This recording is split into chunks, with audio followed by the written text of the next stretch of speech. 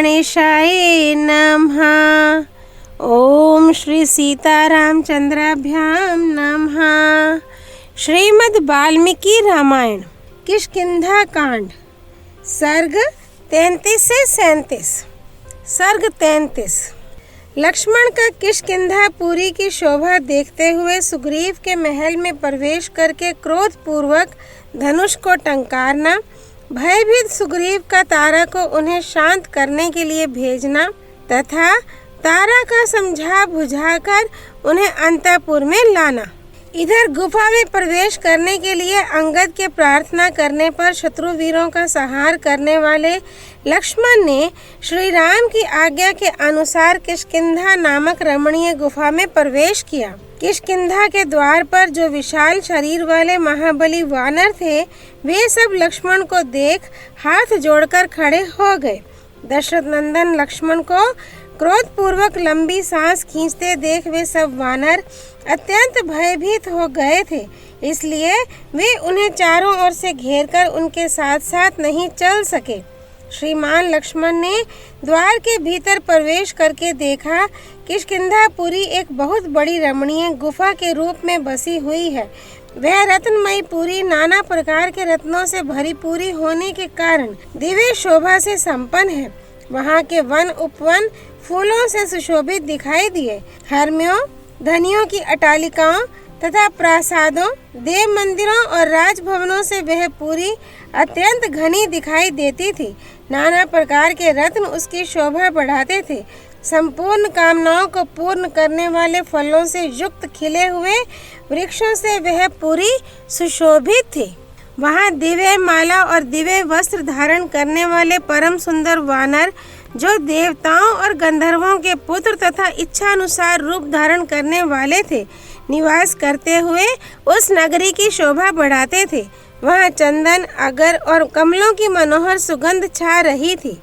उस पुरी की लंबी चौड़ी सड़कें भी मेरे तथा मधु के आमोद से महक रही थीं। उस पुरी में विंध्याचल तथा मेरू के समान ऊंचे ऊंचे महल बने थे, जो कई मंजिल के थे। लक्ष्मण ने उस गुफा के निकट ही निर्मल जल से भरी हुई पहाड़ी नदियां देखीं। उन्होंने राजमार्ग पर अंगद का रमणीय भवन देखा। साथ ही वहाँ मैंद, द्विविद, गवे, ग्वाक्ष, गज, शरभ, विद्युन्माली, संपाति, सूर्याक्ष, हनुमान, वीरबाहु, सुबाहु, महात्मा नल, कुमुद, सुषेण, तार, जाम्बवान, दधिमुख, नील, सुपाटल और सुनेत्र, इन महामनस्वी वानर शिरोमणियों के भी अत्यंत सुदृढ़ श्रेष्ठ भवन लक्ष्मण को दृष्टिगोचर हुए। वे सब के सब राजमार्ग पर ही बने हुए थे। वे सभी भवन श्वेत बादलों के समान प्रकाशित हो रहे थे। उन्हें सुगंधित पुष्पमालाओं से सजाया गया था। वे प्रचुर धनधान्य से संपन्न तथा रत्न स्वरूपा रमणियों से सुशोभित थे। वानर राज सुग्रीव का सुंदर भवन इंद्र सदन के समान रमणीय दिखाई देता था। उसमें प्रवेश करना किसी के लिए भी अत्यंत कठिन था। वह श्वेत पर्वत की चार दीवारी से घिरा हुआ था।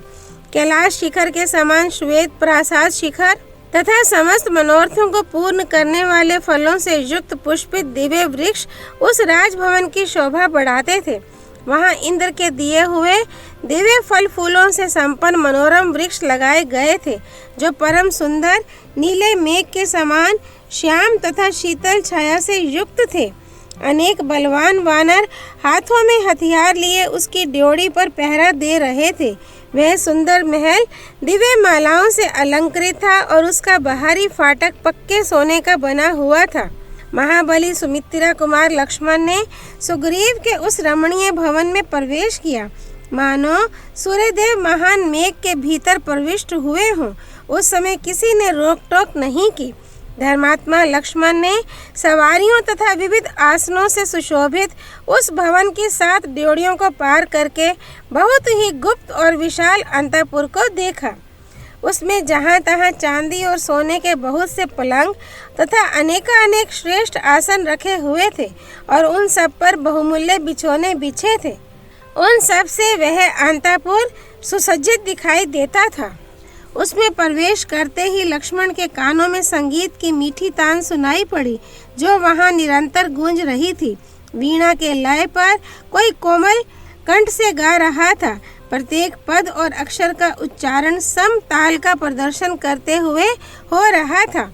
महाबली लक्ष्मण ने सुग्रीव के उस अंतःपुर में अनेक रूप रंग की बहुत सी सुंदरी स्त्रियां देखी, जो रूप और यौवन के गर्व से भरी हुई थीं। वे सब की सब उत्तम कुल में उत्पन्न हुई थीं, फूलों के गजरों से अलंकृत थीं, उत्तम पुष्पहारों के निर्माण में लगी हुई थीं और सुंदर आभूषणों से विभूषित थीं।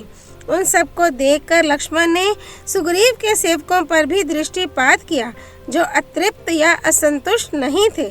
स्वामी के कार्य सिद्ध करने के लिए अत्यंत फुर्ती की भी उनमें कमी नहीं थी, तथा उनके वस्त्र और आभूषण भी निम्न श्रेणी के नहीं थे। नुपुरों की झनकार और करधनी की खनखनाहट सुनकर श्रीमान सुमित्रा कुमार लज्जित हो गए। पराई स्त्रियों पर दृष्टि पड़ने के कारण उन्हें स्वभावतः संकोच हुआ। तत्पश्चात पुनः आभूषणों की झनकार सुनकर वीर लक्ष्मण रोष के आवेग से और भी कुपित हो उठे और उन्होंने अपने धनुष पर टंकार दी, जिसकी ध्वनि से समस्त दिशाएं गूंज उठी। रघुकुलोचित सदाचार का ख्याल करके महाबाहु लक्ष्मण कुछ पीछे हट गए और एकांत में जाकर खड़े हो गए। श्री रामचंद्र जी के कार्य की सिद्धि के लिए वहां कोई प्रयत्न होता ना देख वे मन ही मन कुपित हो रहे थे। धनुष की टंकार सुनकर वानरराज सुग्रीव समझ गए कि लक्ष्मण यहाँ तक आ पहुँचे हैं। फिर तो वे भय से संतरस्त होकर अपना सिंहासन छोड़कर खड़े हो गए। वे मन ही मन सोचने लगे कि अंगद ने पहले मुझे जैसा बताया था उसके अनुसार ये भ्रातृ वत्सल सुमित्रा कुमार लक्ष्मण अवश्य ही यहाँ आ गए। अंगद के द्वारा उनके आगमन का समाचार तो उन्हें पहले ही मिल गया था। अब धनुष की टंकार से वानर सुग्रीव को इस बात का प्रत्यक्ष अनुभव हो गया कि लक्ष्मण ने अवश्य यहाँ पदार्पण किया है। फिर तो उनका मुख सूख गया। भय के कारण वे मन ही मन घबरा उठे। लक्ष्मण के सामने जाने का उन्हें साहस ना हुआ, तथापि किसी तरह धैर्य धारण करके वानर श्रेष्ठ सुग्रीव परम सुंदरी तारा से हित की बात बोले। सुंदरी, इनके रोष का क्या कारण हो सकता है, जिससे स्वभावतः कोमल चित्त होने पर भी ये श्री रघुनाथ जी के छोटे भाई रुष से होकर यहाँ पधारे हैं। अनिंदित्य, तुम्हारे देखने में कुमार लक्ष्मण के रोष का आधार क्या है? ये मनुष्यों में श्रेष्ठ हैं, अतः बिना किसी कारण के निश्चय ही क्रोध नहीं कर सकते। यदि हम लोगों ने इनका कोई अपराध किया हो और तुम्हें उसका पता हो तो अपनी बुद्धि से विचार कर शीघ्र ही बताओ, अथवा भामिनी, तुम स्वयं ही जाकर लक्ष्मण को देखो और सांत्वना युक्त बातें कहकर उन्हें प्रसन्न करने का प्रयत्न करो। उनका हृदय शुद्ध है, तुम्हारे सामने वे क्रोध नहीं करेंगे, क्योंकि महात्मा पुरुष स्त्रियों के प्रति कभी कठोर बर्ताव नहीं करते हैं। जब तुम उनके पास जाकर मीठे वचनों से उन्हें शांत कर दोगी और जब उनका मन स्वस्थ एवं इंद्रियां प्रसन्न हो जाएंगी, उस समय मैं उन शत्रु दमन कमल नयन लक्ष्मण का दर्शन करूंगा। सुग्रीव के ऐसा कहने पर शुभ लक्षणा तारा लक्ष्मण के पास गई। उसका पतला शरीर स्वाभाविक संकोच एवं विनय से झुका हुआ था। उसके नेत्र मद से चंचल हो रहे थे, पैर लड़खड़ा रहे थे और उसकी करधनी के स्वर्णमय सूत्र लटक रहे थे। वानरराज की पत्नी तारा पर दृष्टि पड़ते ही राजकुमार महात्मा लक्ष्मण अपना मुंह नीचा करके उदासीन भाव से खड़े हो गए। स्त्री के समीप होने से उनका क्रोध दूर हो गया। मधुपान के कारण तारा की नारी सुलभ लज्जा निवृत्त हो गई थी। उसे राजकुमार लक्ष्मण की दृष्टि में कुछ प्रसन्नता का आभास मिला, इसलिए उसने स्नेह जनित निर्भीकता के साथ महान अर्थ से युक्त यह सांत्वना पूर्ण बात कही। राजकुमार, आपके क्रोध का क्या कारण है? कौन आपकी आज्ञा के अधीन नहीं है? कौन निडर होकर सूखे वृक्षों से भरे हुए वन के भीतर चारों ओर फैलते हुए दावानल में प्रवेश कर रहा है? तारा के इस वचन में सांत्वना भरी थी। उसमें अधिक प्रेम पूर्वक हृदय का भाव प्रकट किया गया था। उसे सुनकर लक्ष्मण के हृदय की आशंका जाती रही।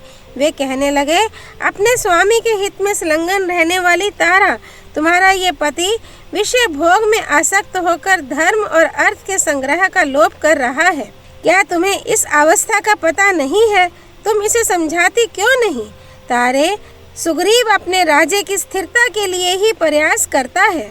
हम लोग शोक में डूबे हुए हैं, परंतु हमारी इसे तनिक भी चिंता नहीं होती है। ये अपने मंत्रियों तथा राज्यसभा के सदस्यों सहित केवल विषय भोगों का ही सेवन कर रहा है।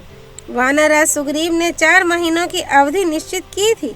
वे कभी बीत गए, परंतु वह मधुपान के मद से अत्यंत उन्मत्त होकर स्त्रियों के साथ क्रीड़ा विहार कर रहा है। उसे बीते हुए समय का पता ही नहीं है। धर्म और अर्थ की सिद्धि के निमित्त प्रयत्न करने वाले पुरुष के लिए इस तरह मद्यपान अच्छा नहीं माना जाता है, क्योंकि मद्यपान से अर्थ, धर्म और काम तीनों का नाश होता है। मित्र के किए हुए उपकार का यदि अवसर आने पर भी बदला ना चुकाया जाए तो धर्म की हानि तो होती ही है। गुणवान मित्र के साथ मित्रता का नाता टूट जाने पर अपने अर्थ की भी बहुत बड़ी हानि उठानी पड़ती है। मित्र 2 प्रकार के होते हैं। एक तो अपने मित्र के अर्थ साधन में तत्पर होता है और दूसरा सत्य एवं धर्म के ही आश्रित रहता है। तुम्हारे स्वामी ने मित्र के दोनों ही गुणों का परित्याग कर दिया है। वह ना तो मित्र का कार्य सिद्ध करता है और ना स्वयं ही धर्म में स्थित है। ऐसी स्थिति में प्रस्तुत कार्य की सिद्धि के लिए हम लोगों को भविष्य में क्या करना चाहिए? हमारे लिए जो समुचित कर्तव्य हो उसे तुम ही बताओ, क्योंकि तुम कार्य के तत्व को जानती हो। लक्ष्मण का वचन धर्म और अर्थ के निश्चय से संयुक्त था। उससे उनके मधुर स्वभाव का परिचय मिल रहा था। उसे सुनकर तारा भगवान श्री रामचंद्र जी के कार्य के विषय में जिसका प्रयोजन उसे ज्ञात हो चुका था, पुनः लक्ष्मण से विश्वास के योग्य बात बोली। वीर राजकुमार, यह क्रोध करने का समय नहीं है। आत्मीय जनों पर क्रोध करना भी नहीं चाहिए। सुग्रीव के मन में सदा आपका कार्य सिद्ध करने की इच्छा बनी रहती है, अतः यदि उनसे कोई भूल भी हो जाए तो उसे आपको क्षमा करना चाहिए। कुमार, गुणों में श्रेष्ठ पुरुष किसी हीन गुण वाले प्राणी पर क्रोध कैसे कर सकता है? जो सत्वगुण से अवरुद्ध होने के कारण शास्त्र विपरीत व्यापार में लग नहीं सकता, अतएव जो सद्विचार को जन्म देने वाला है, वह आप जैसा कौन पुरुष क्रोध के वशीभूत हो सकता है? वानर वीर सुग्रीव के मित्र भगवान श्री राम के क्रोध का कारण मैं जानती हूँ। उनके कार्य में जो विलंब हुआ है उससे भी मैं अपरिचित नहीं हूँ। सुग्रीव का जो कार्य आपके अधीन था और जिसे आप लोगों ने पूरा किया है उसका भी मुझे पता है, तथा इस समय जो आपका कार्य प्रस्तुत है उसके विषय में हम लोगों का क्या कर्तव्य है इसका भी मुझे अच्छी तरह ज्ञान है। नरश्रेष्ठ, इस शरीर में उत्पन्न हुए काम का जो असह्य बल है उसको भी मैं जानती हूँ, तथा उस काम द्वारा आबद्ध होकर सुग्रीव जहाँ आसक्त हो रहे हैं वह भी मुझे मालूम है। साथ ही इस बात से भी मैं परिचित हूँ कि कामासक्ति के कारण ही इन दिनों सुग्रीव का मन दूसरे किसी काम में नहीं लगता। आप जो क्रोध के वशीभूत हो गए हैं, इससे जान पड़ता है कि काम के अधीन हुए पुरुष की स्थिति का आपको बिल्कुल ज्ञान नहीं है। वानर की तो बात ही क्या है, कामासक्त मनुष्य को भी देश, काल, अर्थ और धर्म का ज्ञान नहीं रह जाता, उनकी ओर उसकी दृष्टि नहीं जाती है। विपक्षी वीरों का विनाश करने वाले राजकुमार वानरराज सुग्रीव विषय भोग में आसक्त होकर इस समय मेरे ही पास थे। काम के आवेश में उन्होंने अपनी लज्जा का परित्याग कर दिया है, तो भी उन्हें अपना भाई समझकर क्षमा कीजिए। जो निरंतर धर्म और तपस्या में ही संलग्न रहते हैं, जिन्होंने मोह को अवरुद्ध कर दिया है, अविवेक को दूर भगा दिया है, वे महर्षि भी कभी कभी विषयाभिलाषी हो जाते हैं। फिर जो स्वभाव से ही चंचल वानर हैं, वह राजा सुग्रीव सुख भोग में क्यों न आसक्त हो? अप्रमेय शक्तिशाली लक्ष्मण से इस प्रकार महान अर्थ से युक्त बात कहकर मद से चंचल नेत्र वाली वानर पत्नी तारा ने पुनः खेद पूर्वक स्वामी के लिए यह हितकर वचन कहा। नरश्रेष्ठ, यद्यपि सुग्रीव इस समय काम के गुलाम हो रहे हैं, तथापि इन्होंने आपका कार्य सिद्ध करने के लिए बहुत पहले से ही उद्योग आरंभ करने की आज्ञा दे रखी है। इसके फलस्वरूप इस समय विभिन्न पर्वतों पर निवास करने वाले लाखों और करोड़ों वानर, जो इच्छानुसार रूप धारण करने में समर्थ एवं महान पराक्रमी हैं, यहाँ उपस्थित हुए हैं। महाबाहो, दूसरे की स्त्रियों को देखना अनुचित समझकर जो आप भीतर नहीं आए, बाहर ही खड़े रह गए, इसके द्वारा आपने सदाचार की रक्षा की है, अतः अब भीतर आइए। मित्र भाव से स्त्रियों की ओर देखना, उनके प्रति माता बहन आदि का भाव रखकर दृष्टि डालना सत्पुरुषों के लिए अधर्म नहीं है। तारा के आग्रह और कार्य की जल्दी से प्रेरित होकर शत्रुदमन महाबाहु लक्ष्मण सुग्रीव के महल के भीतर गए। वहां जाकर उन्होंने देखा एक सोने के सिंहासन पर बहुमूल्य बिछौना बिछा है और वानरराज सुग्रीव सूर्य तुल्य तेजस्वी रूप धारण किए उसके ऊपर विराजमान है। उस समय दिव्य आभूषणों के कारण उनके शरीर की विचित्र शोभा हो रही थी। दिव्य रूपधारी यशस्वी सुग्रीव दिव्य मालाएं और दिव्य वस्त्र धारण करके दुर्जय वीर देवराज इंद्र के समान दिखाई दे रहे थे। दिव्य आभूषणों और मालाओं से अलंकृत युवती स्त्रियां उन्हें चारों ओर से घेरकर खड़ी थी। उन्हें इस अवस्था में देख लक्ष्मण के नेत्र रोषावेश के कारण लाल हो गए थे। वे उस समय यमराज के समान भयंकर प्रतीत होने लगे। सुंदर सुवर्ण के समान कांति और विशाल नेत्र वाले वीर सुग्रीव अपनी पत्नी रुमा को गाढ़ आलिंगन पाश में बांधे हुए एक श्रेष्ठ आसन पर विराजमान थे। उसी अवस्था में उन्होंने उदार हृदय और विशाल नेत्र वाले सुमित्रा कुमार लक्ष्मण को देखा। श्री वाल्मीकि निर्मित आर्ष रामायण आदि काव्य के किष्किंधा कांड में 33वां सर्ग पूरा हुआ। सर्ग 34। सुग्रीव का लक्ष्मण के पास जाना और लक्ष्मण का उन्हें फटकारना।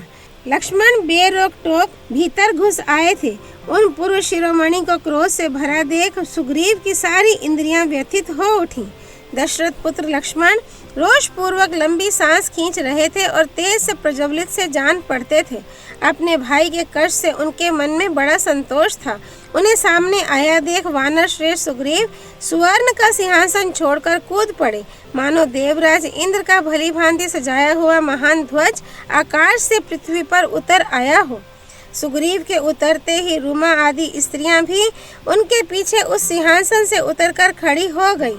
जैसे आकाश में पूर्ण चंद्रमा का उदय होने पर तारों के समुदाय भी उदित हो गए हों। श्रीमान सुग्रीव के नेत्र मद से लाल हो रहे थे। वे टहलते हुए लक्ष्मण के पास आए और हाथ जोड़कर खड़े हो गए। लक्ष्मण वहाँ महान कल्प वृक्ष के समान स्थित थे। सुग्रीव के पास उनकी पत्नी रुमा भी थी। वे स्त्रियों के बीच में खड़े होकर तारिकाओं से घिरे हुए चंद्रमा की भांति शोभा पाते थे। उन्हें देखकर लक्ष्मण ने क्रोधपूर्वक कहा, वानरराज, धैर्यवान, दिक्कुलीन, दयालु, जितेंद्रिय और सत्यवादी राजा का ही संसार में आदर होता है। जो राजा अधर्म में स्थित होकर उपकारी मित्रों के सामने की हुई अपनी प्रतिज्ञा को झूठी कर देता है, उससे बढ़कर अत्यंत क्रूर कौन होगा।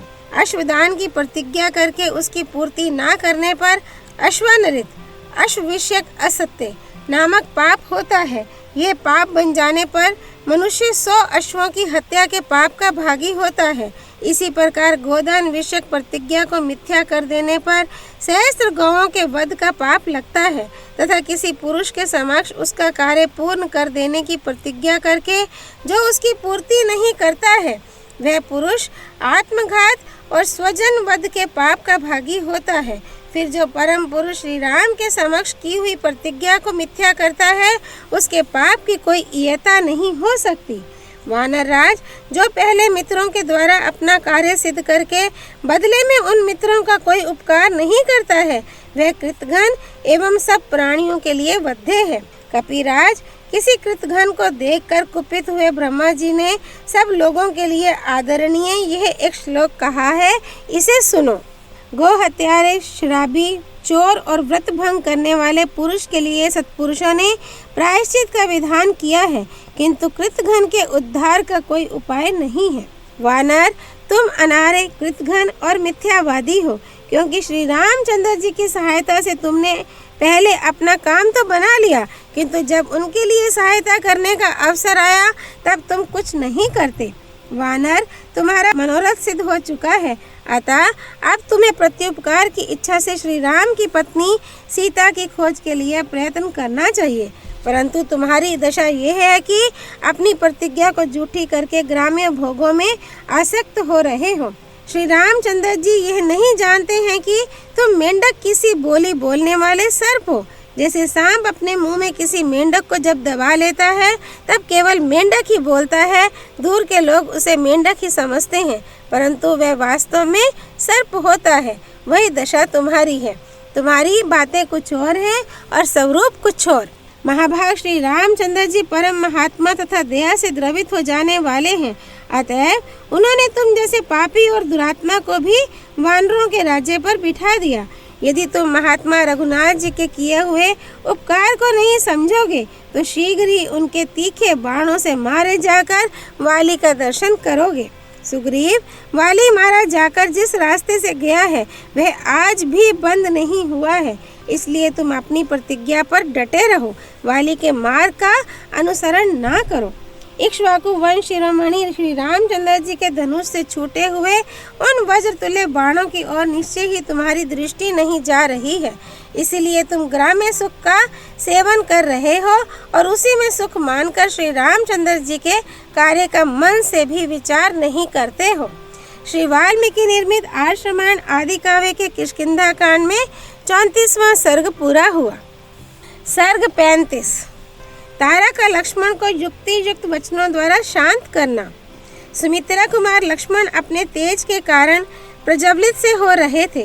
वे जब उपयुक्त बात कह चुके तब चंद्रमुखी तारा उनसे बोली, कुमार लक्ष्मण, आपको सुग्रीव से ऐसी बात नहीं कहनी चाहिए। ये वानरों के राजा हैं, अतः इनके प्रति कठोर वचन बोलना उचित नहीं है। विशेषतः आप जैसे सुहृद के मुख से तो ये कदापि कटु वचन सुनने के अधिकारी नहीं है। वीर कपिराज सुग्रीव न कृतघ्न है, न शठ है, न क्रूर है, न असत्यवादी हैं और न कुटिल ही हैं। वीर लक्ष्मण, श्री रामचंद्र जी ने इनका जो उपकार किया है वह युद्ध में दूसरों के लिए दुष्कर है, उसे इन वीर कपिराज ने कभी भुलाया नहीं है। शत्रुओं को संताप देने वाले सुमित्रा नंदन श्री रामचंद्र जी के कृपा प्रसाद से ही सुग्रीव ने वानरों के अक्षय राज्य को, यश को, रुमा को तथा मुझको भी प्राप्त किया है। पहले इन्होंने बड़ा दुख उठाया है, अब इस उत्तम सुख को पाकर ये इसमें ऐसे रम गए कि इन्हें प्राप्त हुए समय का ज्ञान ही नहीं रहा। ठीक उसी तरह जैसे विश्वामित्र मुनि को मेनका में आसक्त हो जाने के कारण समय की सुध बुध नहीं रह गई थी। लक्ष्मण, कहते हैं धर्मात्मा महामुनि विश्वामित्र ने घृताची मेनका नामक अप्सरा में आसक्त होने के कारण 10 वर्ष के समय को एक दिन ही माना था। काल का ज्ञान रखने वालों में श्रेष्ठ महातेजस्वी विश्वामित्र को भी जब भोगासक्त होने पर काल का ज्ञान नहीं रह गया, तब फिर दूसरे साधारण प्राणी को कैसे रह सकता है। कुमार लक्ष्मण, आहार, निद्रा और मैथुन आदि जो देह के कर्म हैं, जो पशुओं में भी समान रूप से पाए जाते हैं, उनमें स्थित हुए ये सुग्रीव पहले तो चिरकाल तक दुख भोगने के कारण थके मांदे एवं खीन थे। अब भगवान श्री राम की कृपा से इन्हें जो काम भोग प्राप्त हुए हैं उनसे अभी तक इनकी तृप्ति नहीं हुई, इसीलिए इनसे कुछ असावधानी हो गई। अतः परम कृपालु श्री रघुनाथ जी को यहाँ इनका अपराध क्षमा करना चाहिए। तात लक्ष्मण, आपको यथार्थ बात जाने बिना साधारण मनुष्य की भांति सहसा क्रोध के अधीन नहीं होना चाहिए। पुरुष परवर, आप जैसे सतुगुण संपन्न पुरुष विचार किए बिना ही सहसा रोष के वशीभूत नहीं होते हैं। धर्मज्ञ, मैं एकाग्र हृदय से सुग्रीव के लिए आपसे कृपा की याचना करती हूँ। आप क्रोध से उत्पन्न हुए इस महान शोक का परित्याग कीजिए। मेरा तो ऐसा विश्वास है कि सुग्रीव श्री रामचंद्र जी का प्रिय करने के लिए रुमा का, मेरा, कुमार अंगद का तथा धन धान्य और पशुओं सहित संपूर्ण राज्य का भी परित्याग कर सकते हैं। सुग्रीव उस अधम राक्षस का वध करके श्री राम को सीता से उसी तरह मिलाएंगे जैसे चंद्रमा का रोहिणी के साथ संयोग हुआ हो। कहते हैं कि लंका में 100,000 करोड़ 36 अयुत 36,000 और 3600 राक्षस रहते हैं। वे सब के सब राक्षस इच्छानुसार रूप धारण करने वाले तथा दुर्जय हैं। इन सब का संहार किए बिना रावण का, जिसने मिथिलेश कुमारी सीता का अपहरण किया है, वध नहीं हो सकता। लक्ष्मण, किसी की सहायता के लिए बिना अकेले किसी वीर के द्वारा ना तो उन राक्षसों का संग्राम में वध किया जा सकता है और ना क्रूर कर्मा रावण का ही, इसलिए सुग्रीव से सहायता लेने की विशेष आवश्यकता है। वानरराज वाली लंका के राक्षसों की इस संख्या से परिचित थे। उन्होंने मुझे उनकी इस तरह गणना बताई थी।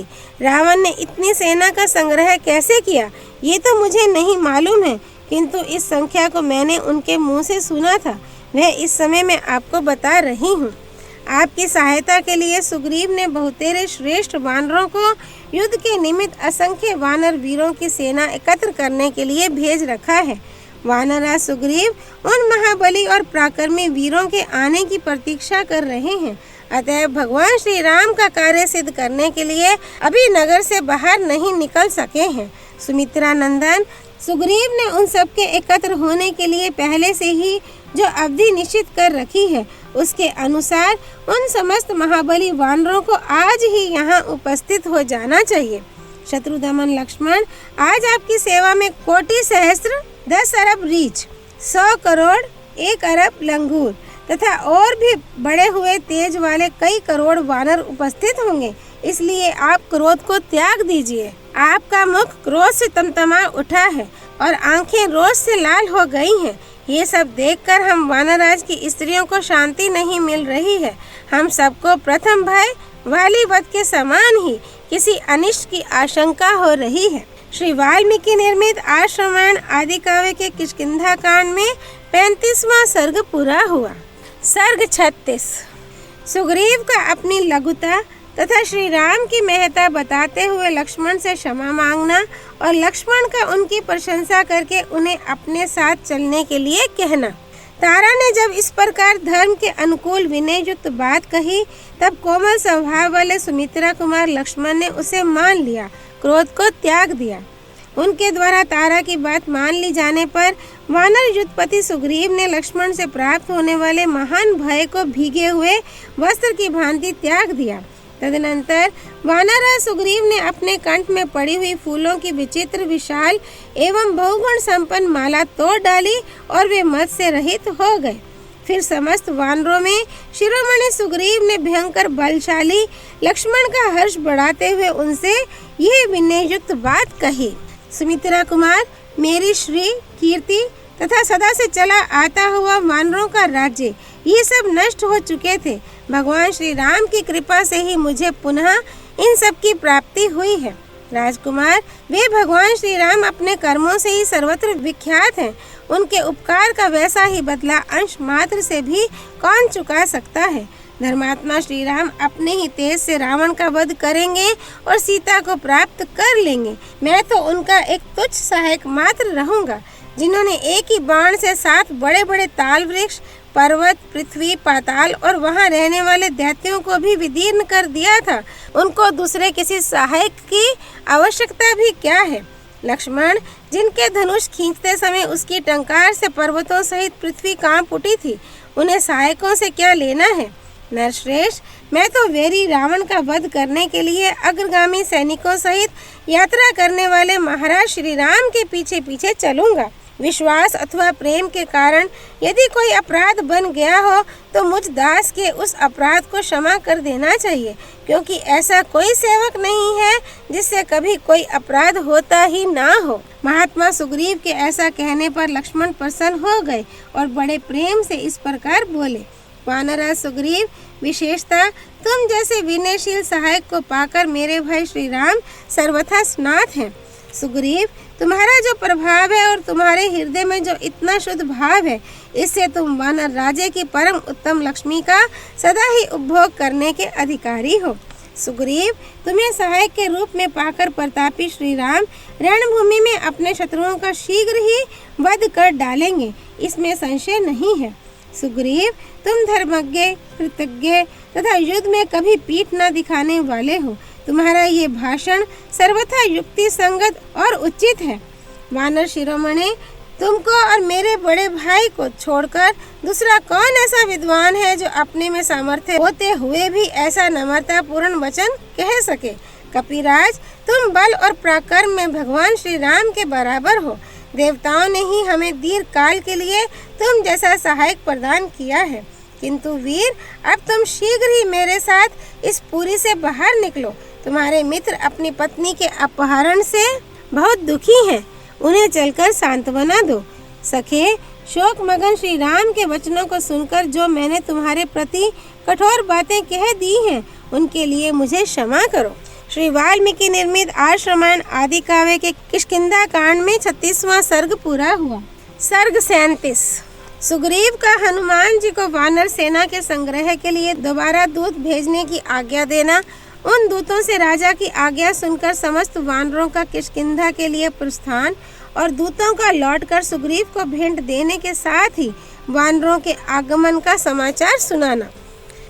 महात्मा लक्ष्मण ने जब ऐसा कहा तब सुग्रीव अपने पास ही खड़े हुए हनुमान जी से यूं बोले, महेंद्र, हिमवान, विंध्य, कैलाश तथा श्वेत शिखर वाले मंदराचल, इन 5 पर्वतों के शिखरों पर जो श्रेष्ठ वानर रहते हैं, पश्चिम दिशा में समुद्र के परवर्ती तट पर प्रातःकालिक सूर्य के समान कांतिमान और नित्य प्रकाशमान पर्वतों पर जिन वानरों का निवास है, भगवान सूर्य के निवास स्थान तथा संध्या कालिक मेघ समूह के समान अरुण वर्ण वाले उद्याचल एवं अस्ताचल पर जो वानर वास करते हैं, पद्माचल वर्ती वन का आश्रय लेकर जो भयानक पराक्रमी वानर शिरोमणि निवास करते हैं, अंजन पर्वत पर जो काजल और मेघ के समान काले तथा गजराज के समान महाबली वानर रहते हैं, बड़े बड़े पर्वतों की गुफाओं में निवास करने वाले तथा मेरू पर्वत के आसपास रहने वाले जो सुवर्ण किसी कांति वाले वानर हैं, जो धूम्रगिरी का आश्रय लेकर रहते हैं, मेरे मधु का पान करते हुए जो महारुण पर्वत पर प्रातः काल के सूर्य की भांति लाल रंग के भयानक वेगशाली वानर निवास करते हैं, तथा सुगंध से परिपूर्ण एवं तपस्वियों के आश्रमों से सुशोभित बड़े बड़े रमणीय वनों और वनांतों में चारों ओर जो वानर रहते हैं, भूमंडल के उन सभी वानरों को तुम शीघ्र यहाँ ले आओ। शक्तिशाली तथा अत्यंत वेगवान वानरों को भेजकर उनके द्वारा साम, दान आदि उपायों का प्रयोग करके उन सबको यहाँ बुलवाओ। मेरी आज्ञा से पहले जो महान वेगशाली वानर भेजे गए हैं, उनको जल्दी करने के लिए प्रेरणा देने के निमित्त तुम पुनः दूसरे श्रेष्ठ वानरों को भेजो, जो वानर काम भोग में फंसे हुए हों तथा जो दीर्घ सूत्री प्रत्येक कार्य को विलंब से करने वाले हों, उन सभी कपीश्वरों को शीघ्र यहाँ ले आओ, जो मेरी आज्ञा से 10 दिन के भीतर यहाँ ना आ जाएं। राज आज्ञा को कलंकित करने वाले उन दुरात्मा वानरों को मार डालना चाहिए। जो मेरी आज्ञा के अधीन रहते हों, ऐसे सैकड़ों, हजारों तथा करोड़ों वानर सिंह मेरे आदेश से जाएं, जो मेघ और पर्वत के समान अपने विशाल शरीर से आकाश को आच्छादित सा कर देते हैं। वे घोर रूपधारी श्रेष्ठ वानर मेरा आदेश मानकर यहाँ से यात्रा करें।